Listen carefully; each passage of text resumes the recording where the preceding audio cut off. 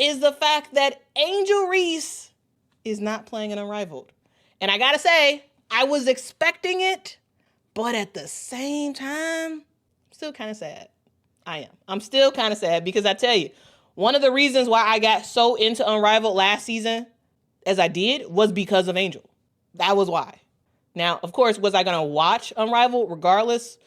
Probably, but me watching just about every single game and like being as engaged with it was in large parts because of Angel. And now Angel is not going to be participating in Unrivaled, which is very, very sad. I was, again, as I said, I was expecting this, but at the same time, I was like, man, that's such a bummer. Such a bummer. That officially came out yesterday as Unrivaled has released their final names of players who are participating this year in Unrivaled. Here's the thing, though. Angel basically told us not to be surprised if we don't see her doing a lot of basketball stuff in the offseason. She said it in her podcast.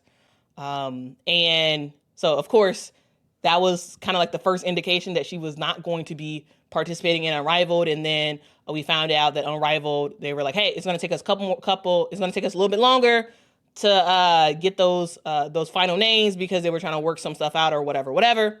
Now we know the final names of the people who are participating in Unrivaled, and I want to go down the list and get your thoughts on it. But actually, we'll do the coaches in a bit.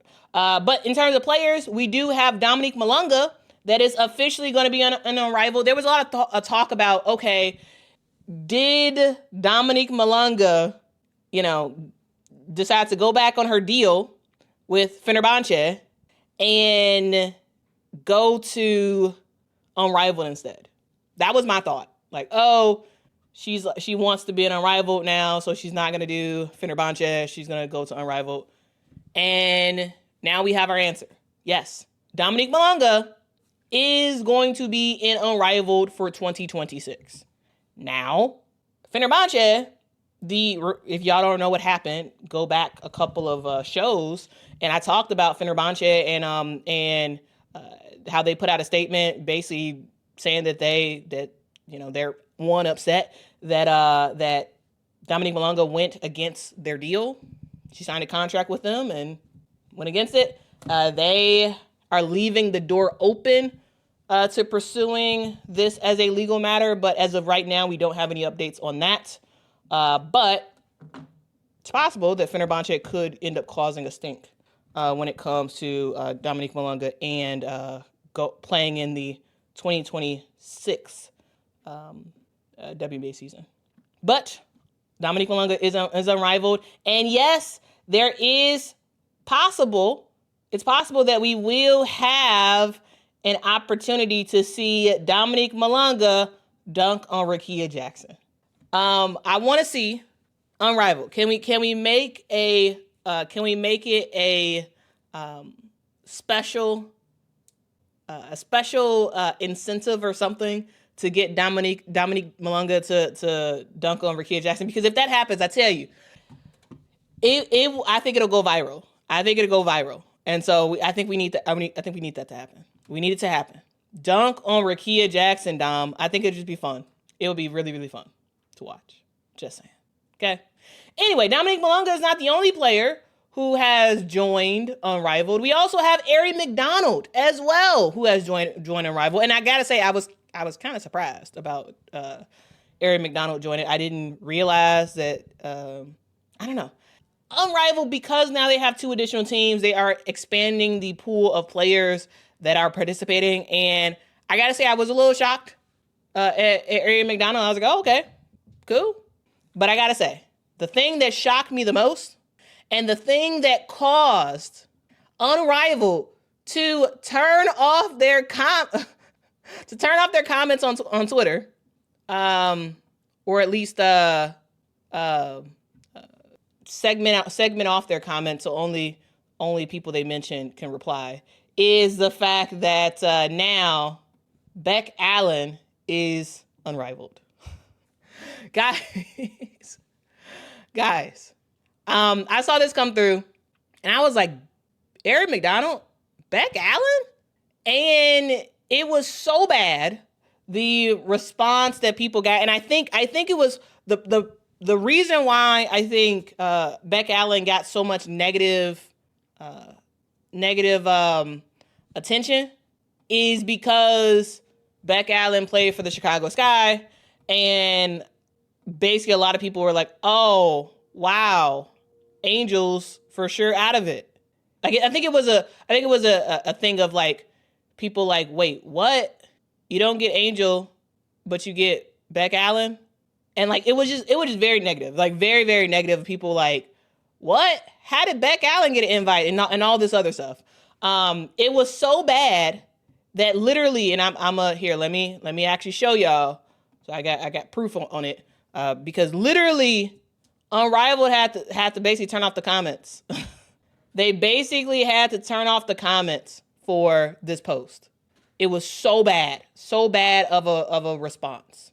And I gotta tell you, I don't know if I blame them for doing it. I think that was the better move to just turn off the comments because yeah, it was pretty bad.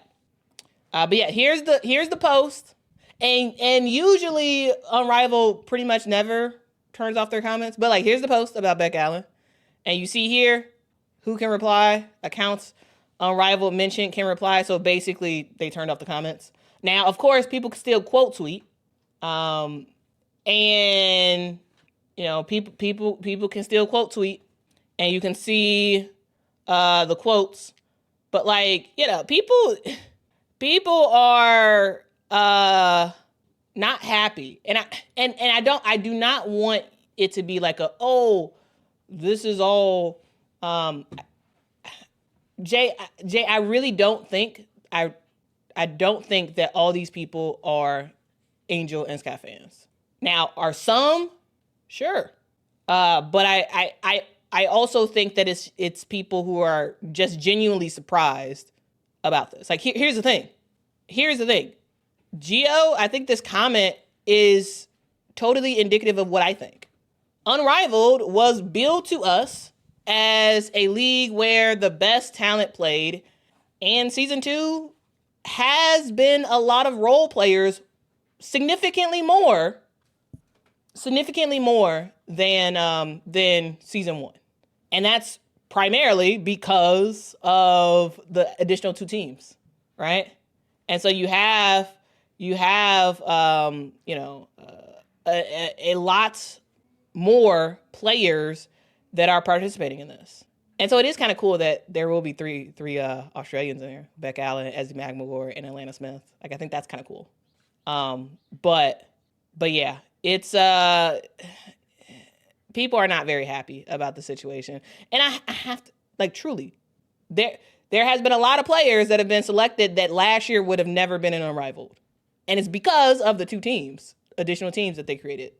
And so I think this is going to be interesting, for sure interesting to see how this all turns out. But yeah, they turn off the comments, and so all you have is the quote tweets from here on out. But you can see, engagement wise, literally 600,000 people engage with that. Now, if we look at all the other posts, 354 for the coach's announcement, 300 for Dominique Malonga, not even 200 for Ari McDonald. Basically, what I'm saying is they specifically picked, I guess, Beck Allen for people to kind of put their frustration out on. Here's the thing: I don't think this is a specific thing to Beck Allen. Like, I think you can go down the list and look at some of the people who are on this year or in 2026 for Unrivaled, and there is a difference. There is a name difference between last year and this year. But that happens. I mean, it's just a thing. All right. And so that's kind of where we are. That's kind of where we are. Jeff, thanks so much for the super chat, says, why doesn't Kennedy play for Unrivaled? Wasted opportunity. Here's the thing. I mean, I think Kennedy Carter would be fantastic in Unrivaled. in my opinion, Kennedy Carter is one of, if not the best, when it comes to her one-on-one game. I would have loved to see Kennedy participate in Unrivaled and specifically participate in that one-on-one competition. Like, I would have loved it. Now we don't know. We don't know if Unrivaled reached out to Kennedy and she said no. We don't know if Unrivaled never reached out to Kennedy. We don't know. But I tell you this, I would have loved to see Kennedy Carter playing in Unrivaled. Maybe. I mean, here's the thing. Kennedy Carter's playing right now, and she seems to be very happy. I forgot. I think she's in one of the Gulf states. I forgot the exact country she's in. But she's making money. She seems to be very happy. Or at least she was in a Gulf state for a bit. But yeah, I don't know. I do not know. How it's like what the situation was between Unrivaled and Kennedy, if there was a situation. We don't know. But on to the other news. We did see the coaching staff unveiled for Unrivaled for this year. So there are some changes to the coaching staff. So we do see some coaches come back, right? DJ Sackman is back. Teresa Weatherspoon is back. Right? Nola Henry is back. But guys, we got some new coaches as well. Rena Wakama, the Chicago Sky assistant coach. She is going to be the head coach of Hive BC. We got Zach O'Brien will be the head coach of Mist BC. Ronika Hodges, former basketball player, she will be the head coach of Phantom.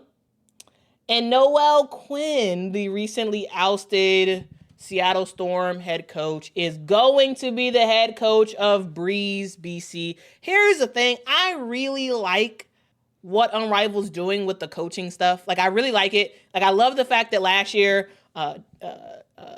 Nola and Teresa Weatherspoon were head coaches, because here's the thing. This was fresh off of Teresa Weatherspoon getting let go from the Chicago Sky. And so the fact that, Unrivaled was like, hey, come on over. We know that you can develop players. We've seen what you have done in the past. We want you to be a head coach. And I thought Teaspoon did a good job, and again, everybody really likes Teaspoon. Like, they think she's great. And so I was happy that she had that opportunity to coach in Unrivaled. Now, of course, is 3-on-3 different than 5-on-5? Absolutely. But she's staying in the coaching game, and I think that's a skill that I think is great to see her continue to work. I do like the fact that Noelle Quinn was hired to be the head coach of Breeze BC. Here's the thing. Noelle Quinn is someone who, was just let go. And I think this is a great opportunity for her to just stay in the game of coaching and get another opportunity. Again, not the same as 5-on-5, but still, it's an opportunity. And I like how Unrivaled overall is just embracing these coaches. Rena Wakama, y'all know, if y'all have been watching this channel for the last couple of years, y'all know how big of a fan I am about Rena Wakama. I think this lady is going to be a head coach in the WNBA or women's college basketball soon. Okay? What she has done in the past with Team Nigeria in the Olympics and in FIBA overall, I think she's been doing her thing. And I love the fact that she's with Chicago. I hope she stays as an assistant coach with Chicago. I think she has a lot of potential in the women's game. And Noelle Quinn, I think, again, great opportunity for her. Ronika Hodges, another name that I was like, okay, right? I was actually very happy about this decision, because Ronika Hodges is another player who was a former WNBA player, right?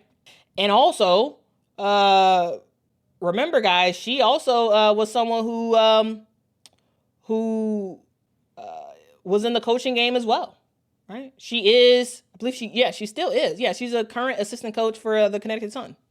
And so, very exciting stuff for the coaching aspect of Unrivaled. I personally like it. I like it. I love the fact that you're bringing coaches in who have never had an opportunity to be a head coach, and bringing coaches who have, kind of been chewed up and spit out in terms of being a head coach. Like, I think this is great because, number one, I'm a full belief that Teresa Weatherspoon can and eventually will be a head coach again. I have full belief that Nola Henry can and will be a head coach in either, again, for Teaspoon and Nola, either in college or WNBA. It's happening. It's going to happen. Rena Wakama, same thing. She is going to be a head coach. And I think that coaching in Unrivaled, again, not the same thing, but I do think it's exciting. I do think it's fun. I am happy that Unrivaled is giving these opportunities. Okay. Very, very, very happy about that. So that's kind of where we are with Unrivaled, right? That's where we are. We have the coaching situation figured out. We have the overall player pool figured out. Now the thing that has to be determined, the thing that we still don't know where these players are going. Right? That's one thing that we are not aware of at the moment. But for right now, we can just go through the list for Unrivaled real quick because they have 48 out of 48 players. So everybody is all accounted for. We got Alyssa Thomas, Rakia Jackson, Satu Sabli, Paige Becker, Sanaya Rivers, Erica Wheeler. We got Brianna Stewart, Lexi Hull, Azarae Stevens, Jackie Young, Sonia Citron. We have Kate Martin, De'Erica Hamby, Natasha Cloud. Oh, I'm sorry, I missed Veronica Burton. Aaliyah Edwards, Kiki Ira Finn, Monique Billings. We got Nafisa Collier, Ray Burrell, Chelsea Gray, Brittany Sykes, Kelsey Mitchell, Nas Hillman. We got Kalia Copper, Alicia Gray, Shakira Austin, Courtney Williams, Shook Sutton, Natisha Heidemann. We got Skylar Diggins, Brittany Griner, Ryan Howard, Aaliyah Boston, Ezzy McMagor, Rachel Banham. We have Cameron Brink, Enrique Gumbawale, Marina Mabry, Maddie Segrist, Alana Smith, Jordan Canada, Leah Rue, Kelsey Plum, Dana Evans, Ari McDonald, Rebecca Allen, and Dominique Malonga.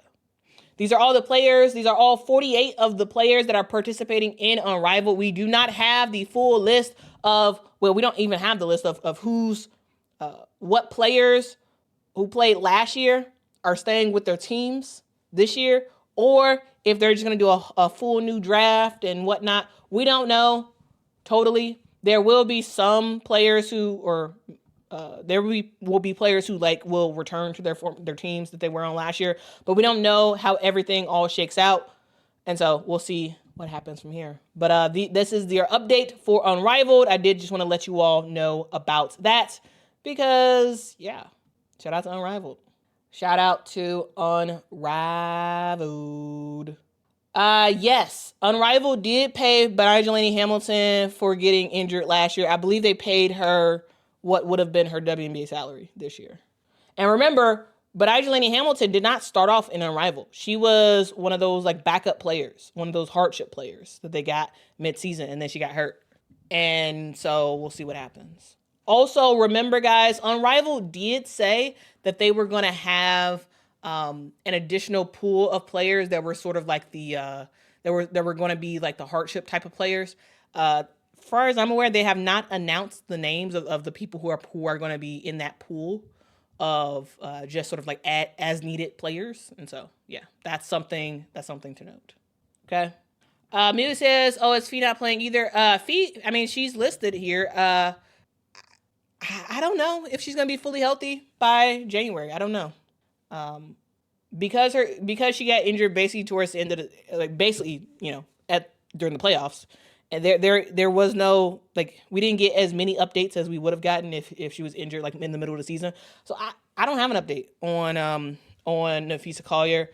My assumption was that she was going to be healthy when we came to March. I mean, when we came to January, but I don't know. I'm not totally sure. Let's see. T. Carmela says, Mabry better not finesse Unrivaled like this year like she did last year. She was injured. I mean, she was injured. It is what it is. I think last year, a lot of the injuries that players had, it was because they weren't used to the style of play of Unrivaled's version of 3-on-3. Because again, it's full court 3-on-3, but it's not a normal full court. It's like a condensed full court. The rule, like it's a lot faster because the shot clock is a lot shorter, and so that's the thing.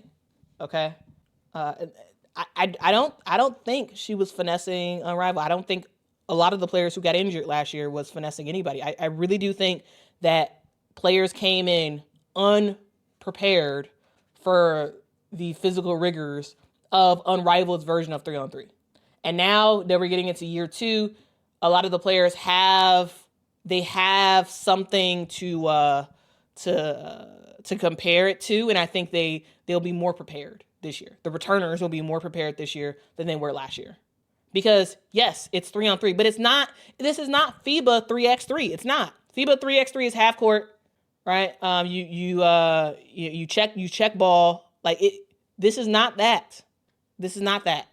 And so, yeah, I do think that Unrivaled physically was more of a grind than before, right? And so, yeah. And hopefully people just want it more too this year. Hopefully. Polo says, Quita, why dunk on Rakia? Why her? I like her. I like Rakia too. I think Rakia is awesome. But Rakia literally said when Dominique Malonga, when it's like, oh, Dominique Malonga's coming to the WNBA, Rakia was like, hey, I don't want her to dunk on me. And so that's why it's like a joke about Dominique Malonga dunking on Rakia, because Rakia specifically said that she didn't want to get dunked on by Dominique Malonga. So I think it'd be funny that the person who don't want to get dunked on by Dom ends up getting dunked on by Dominique Malonga. I think that'd be kind of funny.